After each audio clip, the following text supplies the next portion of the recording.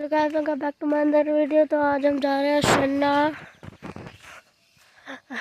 तो ये है अभी हम रास्ते में। तो ये देखो वहाँ पे कितनी सारी लैंडस्लाइड हुई है। ये कल रात को मतलब बहुत बारिश हुई थी। और यहाँ पे देखो कितना अच्छा मौसम हो रहा है।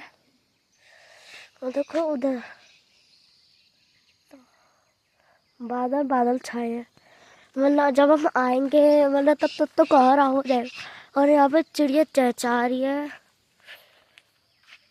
ये देखो। और हम आगे चलते हैं। ये देखो ये पहाड़ है, ये पेड़ है बहुत सारे। और वो उधर पे मुझे गांव नहीं दिख रहा। ये गांव हमारा मतलब हमारा घर तो ऊपर है।